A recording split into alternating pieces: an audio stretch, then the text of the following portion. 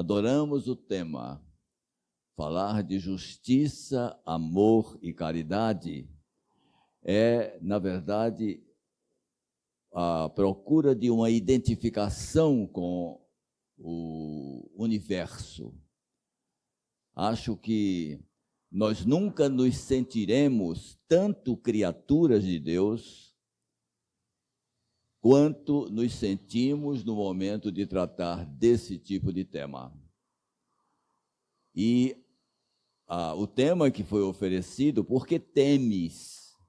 Por que ter medo? Quando nós fomos não somente criados com um requinte de perfeição e uma confiança inexcedível. O apóstolo Paulo se refere ao momento de nossa criação, quando recebemos a grande dádiva da vida eterna, e diz na carta aos Romanos que a vida eterna é o dom gratuito de Deus. E a gente se pergunta, por que gratuito? Porque foi realmente gratuito. Porque nós sabemos que a regra do Espírito é pela meritocracia. Mas nós estávamos sendo criados, não tínhamos ainda mostrado a nossa presença, a nossa atuação. E a confiança do Pai em nós é inexcedível, porque não somente nos doa a vida eterna, gratuitamente, sem nos cobrar absolutamente nada, como, em consequência, ou pelo mesmo motivo, ele expressa uma excelsa confiança em nós. Sobretudo porque ele repassa determinados requisitos que nos enriquecem. E se nós vacilamos, e se nós tememos, é porque incidimos naquele erro ou naquela incapacidade humana de fazer a grande e perigosa viagem para dentro de si mesma. O conhece-te a ti mesmo, que inspirou Sócrates a estabelecer as bases da filosofia que ainda realmente nos encanta e nos ocupa, não é? Esse conhece-te a ti mesmo, continua a ser o nosso grande desafio. Nós não conhecemos os nossos potenciais, mas só pela confiança que Deus repassa para nós, não somente garantindo-nos vida eterna, mas, acima de tudo, colocando o que hoje podíamos dizer, alguns chips no nosso espírito muito interessantes. O chip, por exemplo, do discernimento. Veja que coisa notável. A palavra discernimento é muito interessante, porque ela tem no seu núcleo significativo a palavra cerne, que é exatamente aquela parte interna do caule, não é isso? Que é responsável pela vitalidade da planta. E a primeira coisa que ele nos dá, a par da vida eterna, é o discernimento. Nós já nascemos conhecendo o que é certo e o que é errado.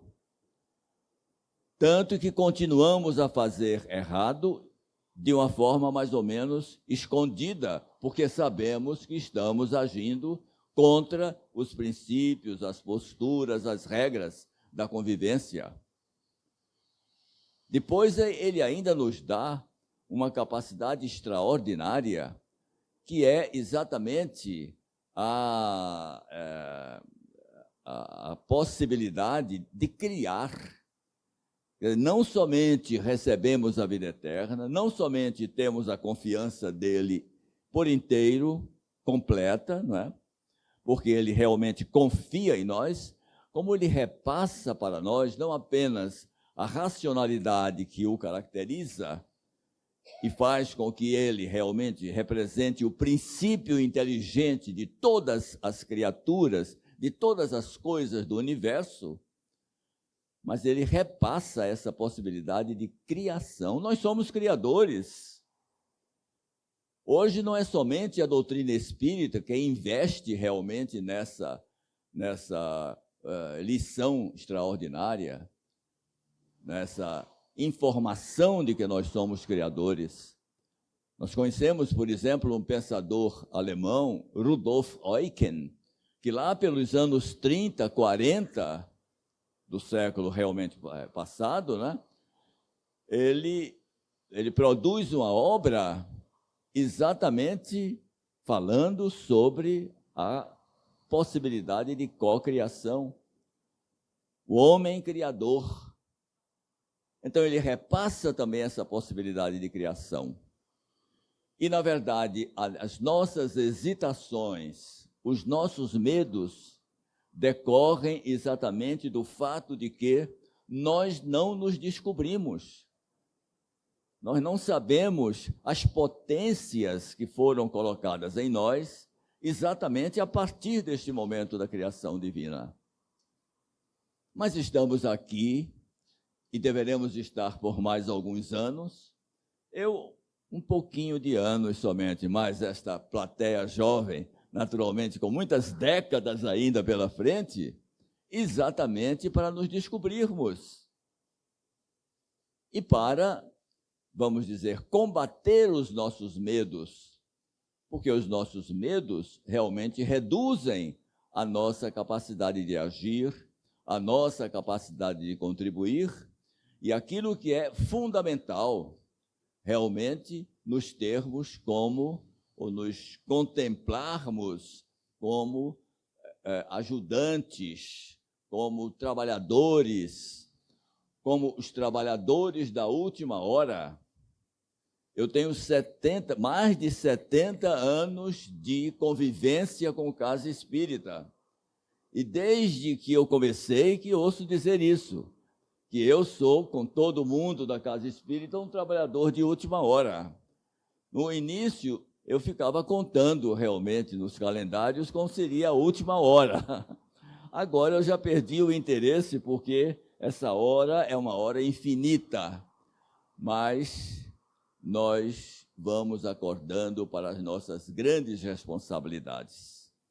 Então, eu realmente recebi este tema, não como um desafio, mas como uma oportunidade de nós juntos realmente o comentarmos, né, e construirmos aqui um esquema que possa realmente nos equipar para que nós consigamos viver a nossa vida superando essas sugestões de medo. Aliás, é uma coisa muito interessante que o medo, para nós que estamos encarnados, ele começa antes do nosso nascimento. Certa vez eu estava fazendo uma palestra numa entidade fora daqui, e então realmente estávamos discutindo essa matéria, quando me veio aquela ideia clara de que os espíritos desencarnados só aceitam encarnar no planeta Terra porque têm a convicção de que voltarão para lá. Se eles não tivessem a convicção de que voltariam ao espaço espiritual, à condição de espíritos, eles não topariam, porque realmente o empreendimento é muito sério. Então, o nosso medo começou de lá, as nossas vacilações. Mas aí temos a bênção da doutrina espírita, que abre as portas da espiritualidade para nós. Estou sabendo, por exemplo, que enquanto nós estivermos aqui conversando a respeito deste tema magnífico, nossas irmãs aqui dentro estão em contato com a espiritualidade. Então, as cortinas da eternidade foram descerradas para nós espíritas. E aí isso nos conforta, porque nós convivemos realmente com essa realidade. Sentimos a presença dos nossos amigos, e ai de nós se nós não tivéssemos essa consciência, porque os desafios da vida muitas vezes nos amedrontam mesmo. Mas eu não quero tratar de medo, eu quero tratar de reação ao medo. E vou começar a fazer isso, com a licença de vocês, em primeiro lugar, logicamente, recitando com vocês esse poema inicial que está em Mateus, capítulo 22, versículos 36 a 40, onde se estabelece a regra áurea que todos nós conhecemos. Mestre, diz um fariseu, qual o grande mandamento da lei? Respondeu-lhe Jesus, amarás o Senhor teu Deus. Agora vejam o caminho precioso que Jesus, com a sua sabedoria e a sua capacidade de síntese, faz. Amarás o Senhor teu Deus de todo o teu coração. Por quê? Porque a nossa emoção tem esta sede aqui. E, na verdade, se nós não acionamos as energias desta sede, fica muito difícil fazer uma opção. Quantas histórias nós temos, exatamente, de pessoas que passaram a ser aceitas depois de amadas. Quantas e quantas vezes, lidando, inclusive, com estudantes, nos cursos, etc., nós tivemos essa percepção, não somente em relação a nós, como em relação a outros colegas, a alunos, enfim, a profissionais das diversas áreas onde nós colaboramos. Uma pessoa, por exemplo, um cara que é professor de matemática, de física, de química, ele tem grandes desafios pela frente, exatamente em relação aos alunos que não foram construídos, não foram educados exatamente para usar o ratio, ou a ratio, a racionalidade. E então vamos dizer, eles atribuem todo o seu insucesso naquelas matérias à qualidade do professor. Então, realmente é uma coisa constante. E aí há realmente os filhos de Deus que chegam junto de um cidadão desses e dizem assim, olha, vamos ser mais tolerantes com o professor, ele está aqui cansado, ele já veio de outras aulas, de outras faculdades, de outros expedientes, vamos ter um pouco de boa vontade. E isso é um apelo de onde? Do coração. A melhor forma de você gostar de matemática é antes fazer esse esforço de gostar do professor de matemática, de ser tolerante com ele. E então seriam realmente muito mais bem-sucedidos. Vejam a arquitetura, a engenharia que Jesus constrói.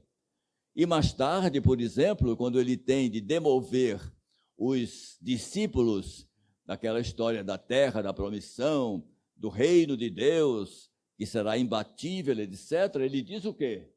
O reino de Deus deverá ser implantado onde? No coração humano. Porque ele sabia que nós teríamos muita dificuldade de conceber Deus, de compreender Deus. Então, antes de termos essa ventura de compreender a Deus, é necessário que nós o sintamos, que nós o amemos, que nós construamos, inclusive, confiança nele e nos façamos confiáveis para ele. De sorte que Jesus começa bem, né? Apelando ao seu coração. Antes dele, não vamos assim, eu escolho bem, eu sou racional.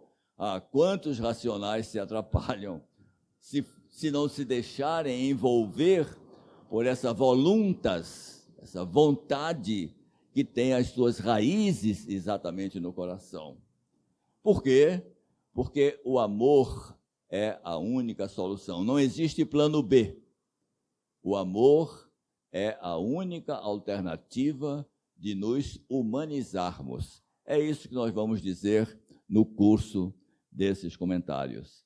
Então, Jesus continua, de toda a tua alma, aí ele já apela exatamente para o conteúdo eterno que nós temos, conteúdo imortal. não é? Imperecível de todo o teu coração, de toda a tua alma, porque a opção não é apenas para a nossa passagem pela terra, a opção é uma opção constante, permanente, porque permanentemente nós seremos cobrados exatamente de funcionar dessa forma, de uma forma colaborativa.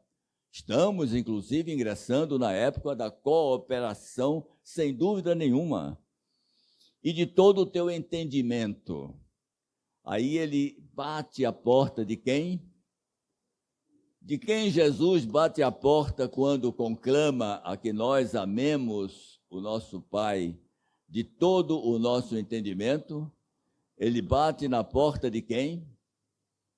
Dos espíritas, que aceitaram o desafio de construir uma fé rastreada na razão, rompendo toda uma tradição milenar de a fé ser algo, vamos dizer, herdado, ou de ser uma adesão, ou de haver aquelas cerimônias de iniciação para que se marque o momento a partir do qual a pessoa adotou aquela fé. E vem Allan Kardec com aquela proposta audaciosa. Isso demonstra, inclusive, a coragem extraordinária dele. Porque falar dessas coisas hoje está até um tanto promocional. Falar dessas coisas há 160 e tantos anos atrás era uma coisa muito difícil, sobretudo pelo ambiente político e social da França, de Paris, acima de tudo, que era realmente o centro intelectual do mundo, mas onde havia duas forças contrárias a essas ideias revolucionárias do Espiritismo. A primeira força era a força da igreja, a força da religião, que ainda hoje é muito grande, lógico. E a segunda força era que naqueles momentos estava sendo inaugurada a grande temporada do socialismo. E a opção socialista, né, agregou em torno das propostas dos primeiros grandes, vamos dizer, pioneiros dessa área, como o senhor Pierre Proudhon, que começa a fazer aquela indagação que ainda hoje é uma indagação muito séria. Qu'est-ce que la propriété? O que é a propriedade? Estabelecendo a destinação social da propriedade numa hora em que vigorava ainda a realeza absoluta, apesar de já ter havido a Revolução Francesa, que combateu, ou quis combater a realeza absoluta. Que sorte, meus amigos, e eram duas oposições formais e aguerridas, que ainda hoje existem, imaginem, há 160 anos atrás, e com as figuras vivas, né? O Pierre Proudhon, que faz essa obra, o Karl Marx, que construiu toda a obra dele em Paris, embora tivesse publicado em Bruxelas, não é? De um Engels, né? E dos filósofos que começaram a aderir a essa proposta materialista. Então, realmente eram duas frentes. Era como as frentes dos cristãos, que agiam contra o poder romano e agiam também contra o poder religioso dos judeus. Então, eram dois adversários sérios. Foi a grande carga, vamos dizer, que Jesus conseguiu construir e repassar para os seus valorosos apóstolos. Pois bem, então, isso está lá no Evangelho. Amar a Deus acima de tudo e de todas as coisas, com todo o seu coração, toda a sua alma, uma coisa bem interna, bem profunda, bem característica, bem resolvida, e com seu o quê? Entendimento, porque se você não entende, é difícil você fortalecer a sua fé. É por isso que a fé das pessoas, de todos nós, vamos dizer, é vacilante. Eu já tenho ouvido falar numa coisa que, particularmente, dona Célia, eu considero impossível. É uma nova categoria de companheiros nossos, ex-espíritas. Você já ouviu falar em ex-espírita? Pois eu tive a má sorte de já me encontrar com alguns ex-espíritas. O que é ser espírita? O que é ser espírita? É descobrir-se espírito. Como é que eu me descubro espírito e perco essa condição essencial? Se eu me descubro espírito, eu realmente traço logo uma divisória perceptível entre espíritas e espiritualistas. Porque os espiritualistas admitem que a nossa condição espiritual começará depois do túmulo. Não é verdade? Mas nós sabemos que não somente somos espíritas neste momento, espíritos, como fomos espíritos antes. A teoria da reencarnação, ela é, acima de tudo, assentada na convicção de que houve a pré-existência. Reencarnação é a subsistência. Mas, para você lastrear isto com o seu entendimento, é preciso que você admita que não nasceu no berço, da mesma forma como não vai morrer no túmulo. No túmulo apenas nós devolvemos essa máquina fantástica. Fantástica, é admirável. A máquina do corpo humano.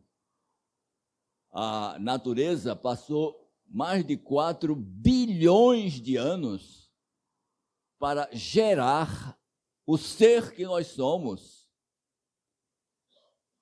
Por quê? Porque seria a casa do espírito. E o espírito é o princípio inteligente. E o espírito é realmente o ser mais sofisticado que pode existir, mais complexo que pode existir. Então era necessário que fosse uma matéria que pudesse realmente aceitar e reagir a todos os estímulos dessa energia notável que é o espírito humano. Então, meus queridos amigos, o senhor Allan Kardec foi realmente uma pessoa de muita capacidade, de muita, vamos dizer, convicção. E ele teve apenas 12 anos para fazer tudo quanto fez. Veja que coisa admirável. Por quê? Porque ele já vinha fazendo isto, né? Em príncipes eras, vamos dizer. Lá atrás, nós já lastreamos ou já seguimos a trajetória do Sr. Allan Kardec, que foi brilhantíssima sempre. Pois bem, meus amigos, então essa é a regra áurea. É o ponto de partida, realmente, para despertar a nossa atenção para os primores que nós somos. E Jesus não economizou elogios. Jesus dizia, vós sois o quê? Vós sois o quê? A luz do mundo. Pelo amor de Deus, é preciso dizer mais? Como se diz hoje, você quer que eu desenhe? Né? Vós sois a luz do mundo. Vós sois o sal da terra. E chamava a nossa atenção, a atenção dos seus discípulos, que somos nós hoje. Nós somos uns discípulos meio ordinários, mas somos discípulos. Fazemos uma força grande para merecer realmente esse discipulado. Né? Pois bem, então, nós temos de pensar exatamente nisso, nessa circunstância, que é uma circunstância essencial. Então, é preciso que nós nos demos conta desta extraordinária. Vós sois, ele chegou a dizer, vós sois deuses. Você sabia disso? Ele diz, na condição, vós sois deuses. E aí ele desenha, Jesus desenha, porque ele então diz, não se constroem cidades no alto dos montes para ser escondida. E aí diz, faça brilhar a sua luz. Está conferindo, minha irmã? Que brilhe a sua luz. Quer dizer, ninguém foi mais otimista no canto da humanidade do que Jesus. Então, realmente, isto deveria ficar muito claro e nós somos responsáveis exatamente por essa cláusula do entendimento. É o nosso grande desafio e nós não podemos, de jeito nenhum, voltar para a nossa condição espiritual plena, isto é, depois do exercício físico, sem uma nota superior a 7. Qual é a sua nota de aprovação aqui? Está mais em cima ainda? Então vocês estão atolados. Porque realmente mais de 7, né? Mais de 7 vai exigir realmente muito de todos nós. Eu, inclusive, já estou me preparando aqui para o julgamento final. Muito bem, meus irmãos. Então, eu tenho a impressão de que eu ficaria somente nesse slide. Mas eu preparei outros slides, e então quero que vocês me permitam colocar esses outros slides. E há outros conhecimentos, quer dizer, o nosso conhecimento espírita não nos projeta apenas para frente.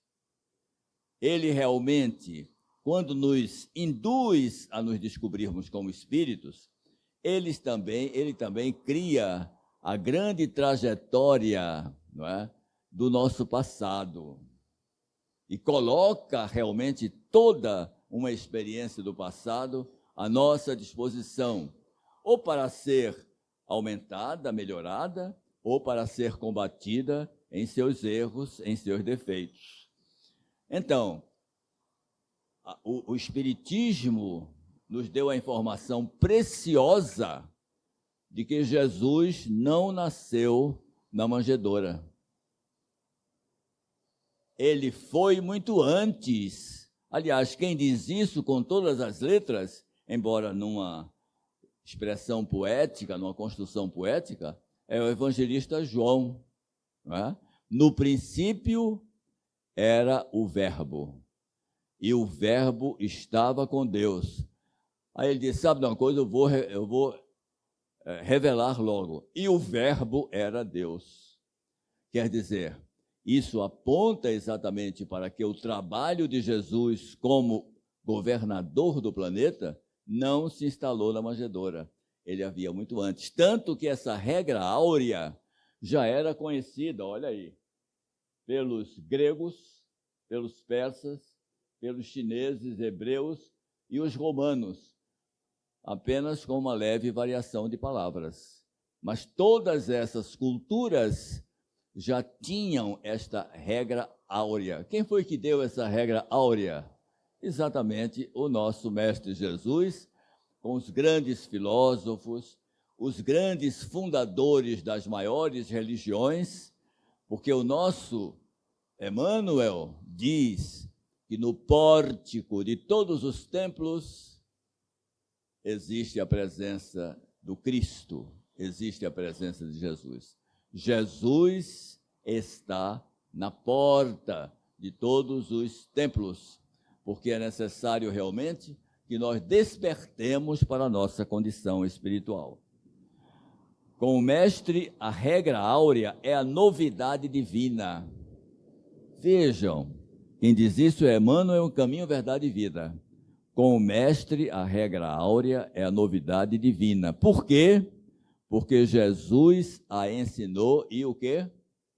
Está escrito, exemplificou. É a única personalidade da história. Eu não sou muito bom de história não, mas sou curioso. Mas é a única que eu conheço e posso realmente falar de boca cheia, que exemplificou as suas palavras. Você tem grandes dramaturgos, grandes poetas, grandes filósofos, 5, 6, mais de 6, 10 séculos antes de Jesus.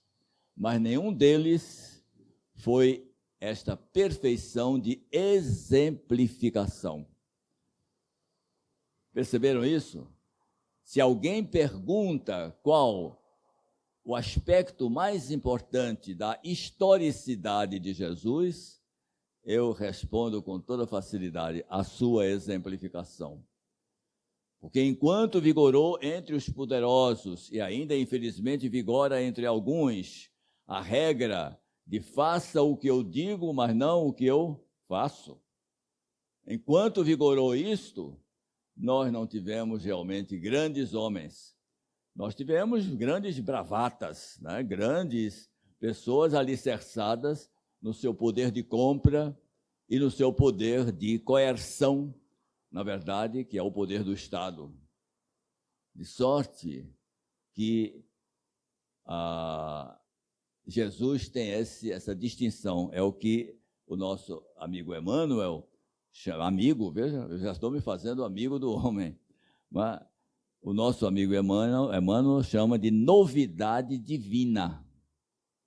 Porque a novidade divina, eu estou quase começando pelo fim da minha palestra. A novidade divina é exatamente nós descobrirmos que Deus está em nós. Nós temos um Deus interior. Toda vez que você faz um bem, presta uma informação a uma pessoa, você fica satisfeita.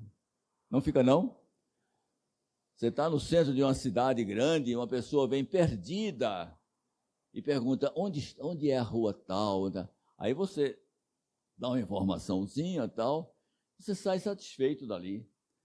É o que os psicólogos chamam de gratificação, a gratificação pelo bem, que leva à frase, é bom ser bom. E essa gratificação é interessante, você tem que entender o bem que você fez, exatamente para se honrar com ele, e se estimular com ele, e jamais fazer o mal.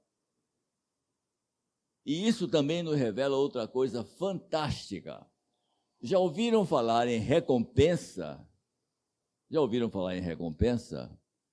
As pessoas fazem um esforço muito grande para serem recompensadas quando forem espíritos. A recompensa será um céu, ou um lugarzinho assim mais ameno, né, antes de resvalar para o último deles, né? Mas nós espíritas também recebemos essa lição admirável, que a recompensa de Deus é imediata. O prazer que você sente de desincumbir-se satisfatoriamente de uma tarefa, o prazer que você sente de fazer o bem a uma pessoa, nem que seja uma informação, é tão grande que você se sente estimulado a fazer mais. Nada estimula mais a alma humana do que a honra. Se você descobre que teve um comportamento honrado, você é muito forte. Agora, se você diz, não, eu podia ter feito melhorzinho e tal, você está precisando de uma recalchutagem, mas estamos aqui para isso, né?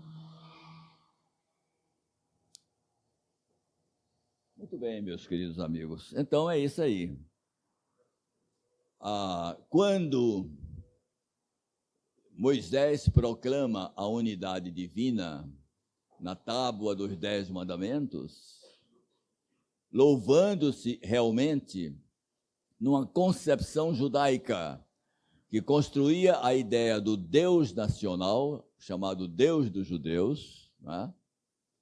Então, quando ele faz exatamente esse investimento, o que era que eu ia dizer aqui, meu Deus? Ele estava se reportando à construção de nossa humanidade, né? Que é realmente outro projeto de arquitetura espiritual extraordinário. Pois bem, então, esta regra áurea é o ponto inicial dos nossos trabalhos, mas eu quero revelar alguma coisinha a mais, não é, para que nós nos equipemos, não é? Lá no Livro dos Espíritos, na questão 879, qual seria o caráter do homem que praticasse justiça em sua pureza? Justiça é uma coisa séria. Nós conhecemos os profissionais da justiça, mas não são eles apenas que têm o dever de praticar justiça. A justiça é uma espécie de munus, ou de tarefa, vamos dizer, que é difusa, e é uma das grandes obrigações do cristão. Tanto que Jesus não apenas louva a justiça, indicando-a como nosso dever, como nossa tarefa, mas dizendo que a nossa justiça deverá ser o quê? A justiça que nós devemos fazer com as nossas próprias mãos, palavras, ações, ela deve ser o quê? Segundo o mandamento de Jesus, deve ser abundante. E há uma figura no Evangelho que é perfeita exatamente para provar essa justiça abundante. É a figura do bom samaritano, que não fica apenas no primeiro socorro, mas traça toda uma trajetória de segurança para o seu socorrido. Não é? E o seu socorrido era judeu, e ele era samaritano, que era maltratado pelos judeus, nós sabemos disso. É perfeita a história do samaritano, exatamente para colocar essa responsabilidade nossa. A nossa justiça tem que ser abundante. Você não pode fazer pela metade. E agora eu vou me louvar numa prática que me habituei de uma forma assim muito confortável. Porque essa história de você imaginar que somente os espíritas recebem a ajuda dos espíritos é absolutamente improvável isso. E nós temos realmente as grandes figuras da humanidade, as pessoas que se distinguem da humanidade, na verdade, como grandes médiuns, como grandes intuitivos, e como antenas preparadas para receber as sugestões do alto. E nessa leva, né, nós temos os grandes compositores, os grandes poetas, os grandes filósofos, os grandes cientistas, as pessoas que se doam mesmo, muitas vezes, sem terem o brilho de uma profissão reconhecida. Eu, pelo menos, nas minhas quase 9 décadas, né, eu, pelo menos, sou testemunha de muitas pessoas brilhantíssimas que, às vezes, não tiveram tempo de aprender a ler. Entretanto, eram almas abertas a esse plantio, a essa inseminação do alto. Pois bem, os poetas são aqueles que realmente se aprofundam, eles estão nessa área. Tanto que nós temos uma frase que difundimos muito da tribuna espírita, é que nós temos 2 tipos de literatura. Não é?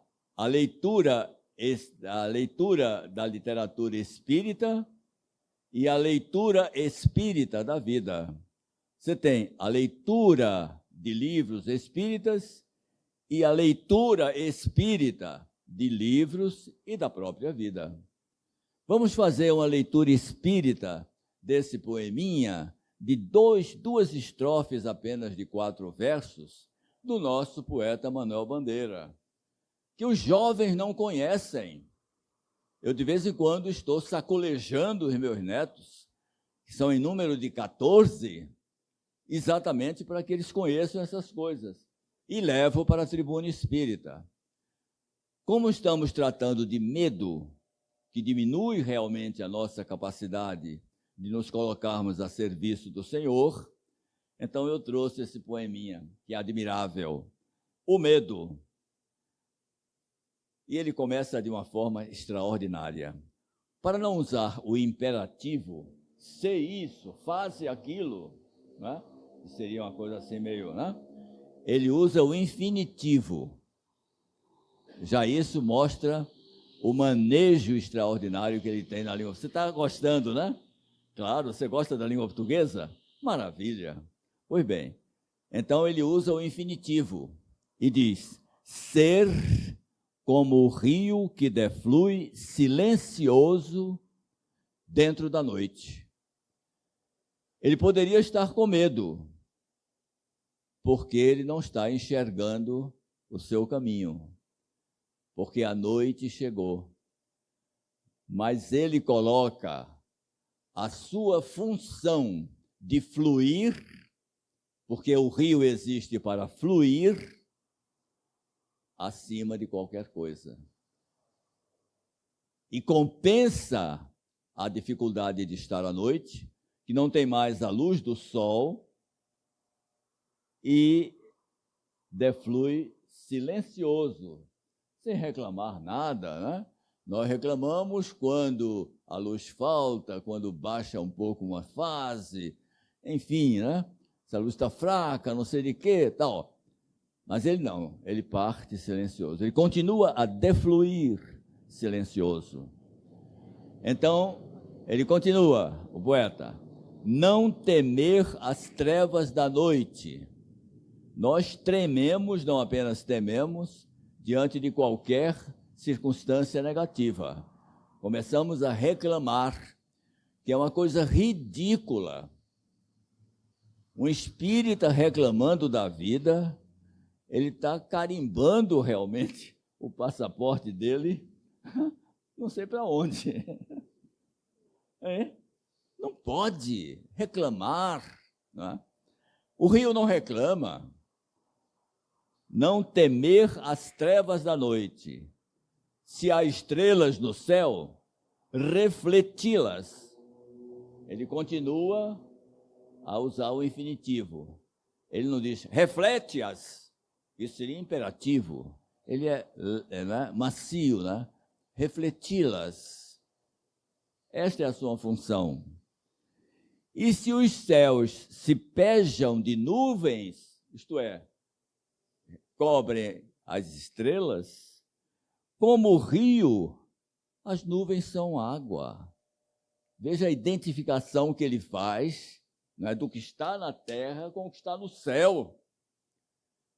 É o que eu digo, nós somos espíritos, temos a mesma natura, a mesma natureza dos espíritos mais notáveis, que são categorizados nas religiões tradicionais como anjos, os querubins, que angelitude, meu Deus! Nós somos iguais a eles.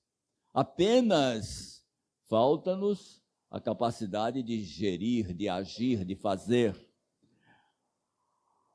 Refleti-las também sem mágoa. Ele aí brinca com a rima, água e mágoa, nas profundidades tranquilas. Sabemos que estamos lá no fundo, mas estamos refletindo a água que é igual a nós, que está lá em cima, está no céu. Não é uma construção bonita? A senhora me diga. Magnífica, né? Manuel Bandeira. Aqui um menino lá da Rua da União, onde ele morou, né? E de todos, o busto dele está na Rua da União, né? E ele ganhou o busto. Um poeta nosso chamava: se você saiu do Recife, vai ser bustificado. Né? Daí que a pessoa descobrisse o que é ser bustificado. Muito bem, meus irmãos. Então veja que coisa magnífica. Se não existe sol para que nós reflitamos, existirão as estrelas.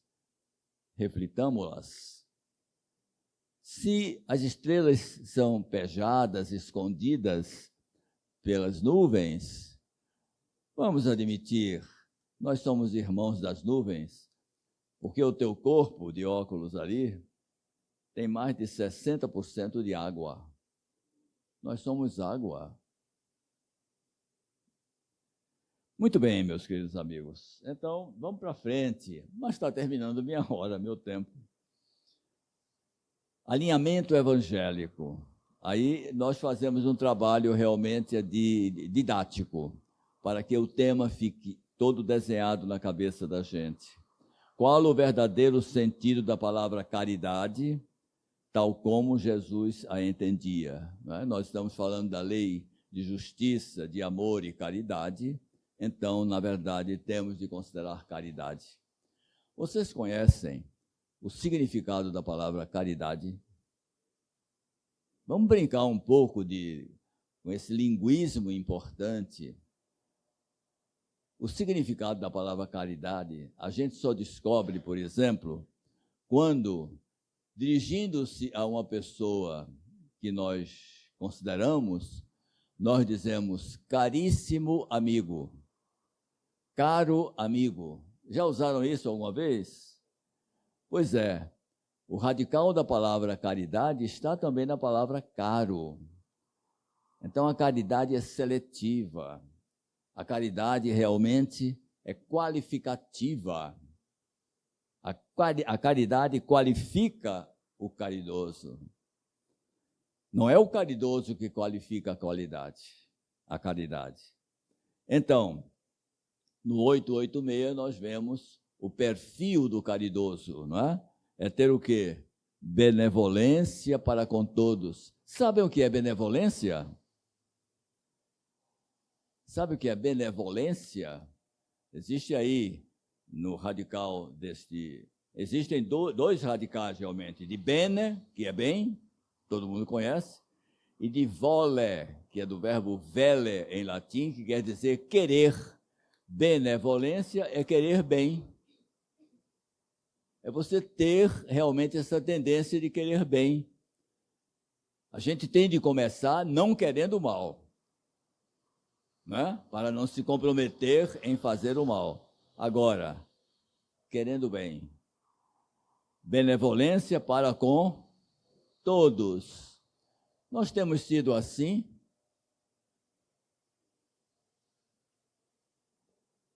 Recentemente, nós tínhamos o Brasil dividido em dois pedaços, com um dique negro de ódio entre os dois, né?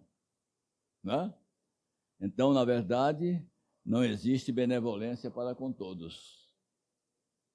O cara aponta não somente o dedo, mas aponta a arma e faz qualquer negócio, né?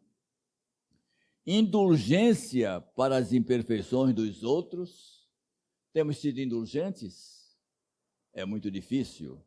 Nós somos cobradores vorazes, muitas vezes. E perdão das ofensas. É uma coisa realmente magnífica. Isso é o livro dos Espíritos. No dia em que as pessoas descobrirem a qualidade da literatura espírita, realmente terão um novo encantamento. Então, é o nosso BIP, né? Benevolência para todos, indulgência, naturalmente, para as imperfeições, né? Pelo menos para que sejam indulgentes conosco, né? E perdão das ofensas. À luz do Espiritismo, podemos afirmar que o objetivo primordial do Evangelho de Jesus não é nos transformar em anjos, nem nos transformar em santos. Isso é uma estratégia das instituições religiosas. O objetivo primordial do Espiritismo é exatamente, do Evangelho, quero dizer melhor, é humanizar o homem. Aí nós dizemos aqui, não por outra razão é consensual entre nós o entendimento do que é humano do que é desumano. Todo mundo sabe. Então o objetivo do Evangelho é exatamente este: humanizar o homem. E tratando dessa matéria, o nosso Emmanuel diz, olha, ninguém está condenado a subir o Everest. Uns malucos que sobem, né? Deus sabe como, mas sobem. Mas ninguém está, vamos dizer, indicado para fazer isto. As nossas tarefas são bem mais fáceis, não é? Por consequência, ser humano é o quê? Ser justo. Ser justo é o quê? Praticar o amor ao próximo. E o que mais? A caridade. É por excelência agente do progresso, habilitado a suportar a parte que lhe cabe na obra da criação. Vocês conhecem essa frasezinha, está no Livro dos Espíritos?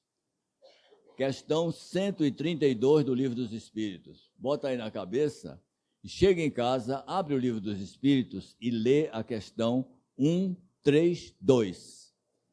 E lá existe esse munus, essa tarefa sobre os nossos ombros.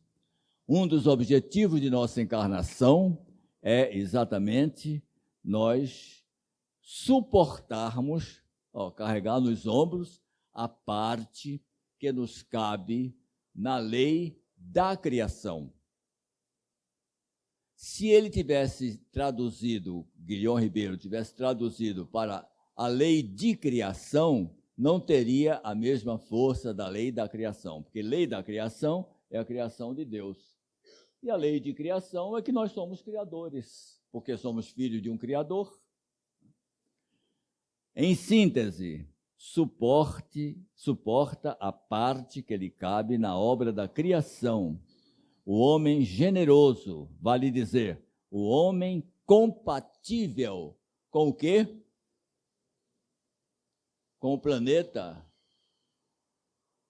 de regeneração. Então, nós temos de partir para a construção dessa compatibilidade. Porque o nosso grande erro terreno foi exatamente não compatibilizar a Terra para ser o mundo de Jesus. Ele mesmo reconheceu, quando encontrou aquelas almas, né? Este não é o meu mundo não é este, né? Mas havia uma obrigação de ele cumprir a tarefa e ele cumpriu. Mas então, meus queridos amigos, o homem generoso é o homem, na verdade, compatível com o planeta da regeneração. O que é regeneração? É você voltar para o seu gênero. Em outras palavras, qual é o nosso gênero? Humano. É você ser humano. Seja humano nas suas considerações, na sua vida, na sua profissão, na sua casa. Use de humanidade. Porque se nós não fizermos esse exercício todos os dias, nós, na verdade, não seremos homens generosos. Generosos quer dizer ajustados ao nosso gênero. Você não pode ser animalizado. Você é animal por uma circunstância, vamos dizer, de gênero, né?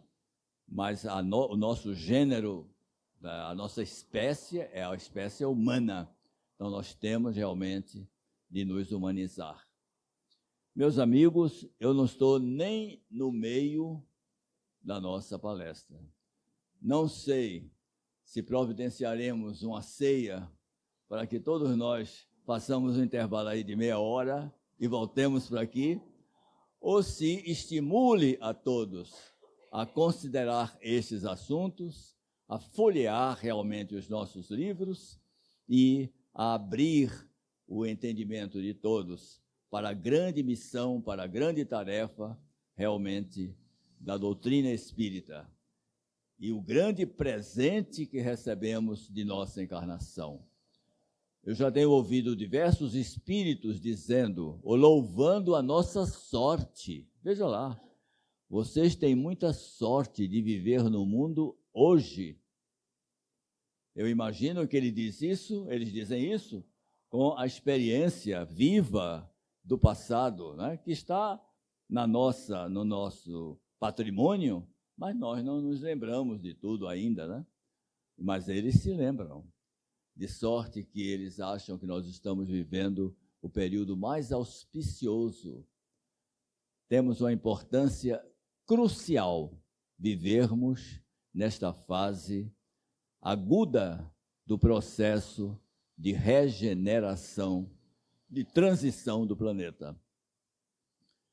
Estão de parabéns, como eu também estou de parabéns, exatamente por terem sido, né, distinguidos com essa honraria, e vamos fazer o nosso esforço, exatamente para corresponder à santa expectativa do nosso Pai. Sejam muito felizes, se entusiasmem, não existe cristão morno. Ou ele é quente, não é? Então, embora tenha que fazer um aquecimento diário, quando vocês tiverem 86, 87 anos, como eu, vocês saberão que tem que fazer exercício realmente de aquecimento horário, diário não, horário, não é não? Ela está aí, jovem ainda, tranquila. 80 já? Puxa, não sabia que ia encontrar uma parceira aqui. Então se aqueça, viu? Se aqueça. Então vamos nos aquecer exatamente para merecermos realmente novas e mais difíceis tarefas. Estaremos realmente atendendo à expectativa do Pai em relação a cada um de nós. Muito feliz de ter estado com vocês e gostaria muitíssimo de torcer com vocês e por vocês a partir de agora. Muito obrigado.